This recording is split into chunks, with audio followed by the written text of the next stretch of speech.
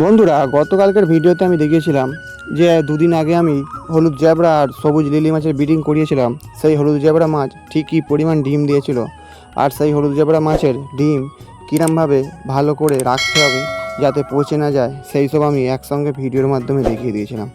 আর আজকের ভিডিওতে আপনাদের দেখাবো যে সেই হলুদ জ্যাবরা মাছের সাথে যে সবুজ লিলি মাছের একসঙ্গে যে আমি ব্রিডিং করিয়েছিলাম, সেই হলুদ জ্যাবরা সবুজ লিলি মাছের বাচ্চা ঠিক কত পরিমাণ জন্মালো। তাই ভিডিওটি শেষ পর্যন্ত দেখার অনুরোধ রইল, তবেই আমরা জানতে পারবেন যে হলুদ জ্যাবরা সবুজ লিলি মাছের বাচ্চা কতটা পরিমাণ জন্মালো। তারপরে চলে এসেছি বন্ধুরা একটা পেটির কাছে। এরম করে করে আপনাদের প্রত্যেকটা পেটি আমি দেখাবো, আর প্রত্যেকটা পেটিতে দেখবেন মাছ কিন্তু ভর্তি হয়ে আছে।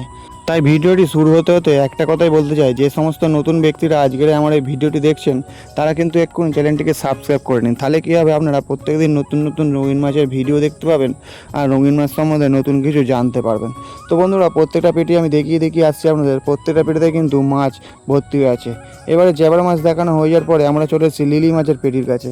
লিলি মাছের পেটি প্রত্যেকটা প্লাস্টিক সবুজ কালার বলে একটু দেখতে অসুবিধা হতে পারে, যেহেতু লিলি মাছের বাচ্চা খুব ছোট হয়। তবুও আমি যখন মাছগুলো তুলে গামলির মধ্যে দেখাবো তখন কিন্তু তোমরা খুব ভালো করে দেখতে পাবে, আমি গ্যারান্টি দিয়ে দিচ্ছি।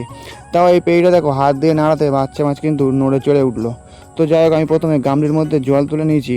আগে আমি হলুদ জ্যাবরা মাছগুলো সব গামলির মধ্যে তুলে তারপরে আমি আপনাদের দেখাবো। যেহেতু আমি একা ভিডিও করছিলাম তাই প্রত্যেকটা পেটি থেকে হলুদ জ্যাবরা মাছগুলো আমি গামলির মধ্যে তুলে নিয়েছি। এবারে গামলিটা নিয়ে চলে এসেছি আমি পুকুর পাড়ে। ভালো আলো দেখা যাচ্ছে, মাছগুলোও বোঝা যাচ্ছে। এবারে তোমাদের দেখাবো ঠিক কী পরিমাণ বাচ্চা মাছ জন্মেছে। দেখো, আস্তে আস্তে মাছ কিন্তু দৌড়দৌড়ি করছে গামলির মধ্যে, আর আমি হাত নিয়ে যাচ্ছি, ওরা ভয়ে চলে যাচ্ছে। আমার তো মনে হচ্ছে বন্ধুরা, গামলির মধ্যে নেই করে 3000-এর বেশি মাছ আছে। তবে এই 3000 মাছ সব কিন্তু আমি পাবো না। এর মধ্যে কিছু মাছ মারা যাবে, কিছু বড় হয়ে বগে খাবে, পানকৌড়িতে খাবে, তারপরে তার থেকে কিছু নিয়ে আমি বিক্রি করব। তো যাই হোক, এরমভাবেই তো চলবে প্রকৃতির নিয়ম, নাহলে প্রকৃতির ভারসাম্য তো নষ্ট হয়ে যাবে। মাছরাঙা, বক, পানকৌটি এরা খাবে কি? তো যাই হোক, তারপরে গামলিটা আমি পুকুরের জলে ছেড়ে দিলাম কিছুক্ষণের জন্য জলটা সিয়ে নেওয়ার জন্য।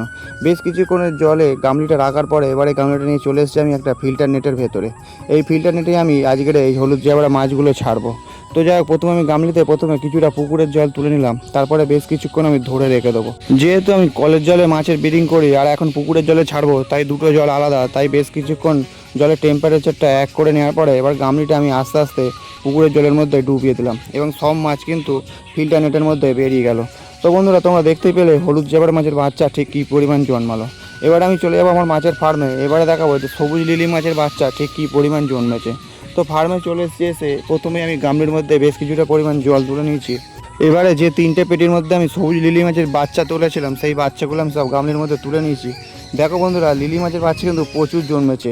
গামলিতে কিন্তু মাছ গিজ করছে, আর আমার তো দেখে খুব আনন্দ হচ্ছে। তার কারণ আগেও বেশ কিছু লিলি মাছের বাচ্চা ফুটিয়েছিলাম, বেশ ভালো পরিমাণ জন্মেছে, আর এবারেও কিন্তু বেশ ভালো পরিমাণ জন্মালো। তো গামলিটা নিয়ে আমি চলে এসেছি বন্ধুরা পুকুর পাড়ে। বেশ কিছুক্ষণ পুকুরের জলে গামলিটা আমি ভাসিয়ে দেবো, তার কারণ জলের টেম্পারেচারটা এক করতে হবে। তারপরে গামলিটা নিয়ে চলে এসেছি একটা কালো নেটে, কারণ আজকের লিলি মাছের বাচ্চাগুলো আমি কালো নেটে ছাড়বো। ফিল্টার নেট একটাও খালি নেই। তো বেশ কিছুক্ষণ নেটে রাখার পরে আমি গামলির মধ্যে বেশ কিছুটা পরিমাণ পুকুরের জল ঢুকিয়ে নিলাম। এবার কিছুক্ষণ রাখার পরে যখন দেখবো দুটো জলের টেম্পারেচার এক হয়ে গেছে, তখন আস্তে আস্তে আমি পুকুরে নেটের মধ্যে গামলিটা উল্টে দেবো। তাহলে কী হবে, সব মাছ আস্তে আস্তে কালো নেটের মধ্যে চলে যাবে। তো বন্ধুরা, আজকের ভিডিও এই পর্যন্তই। আবার দেখা হচ্ছে আগামীকাল অন্য কোনো মাছের ভিডিও নিয়ে। আর ভিডিওটি যদি ভালো লাগে থাকে তাহলে একটি লাইক করবেন বন্ধুরা।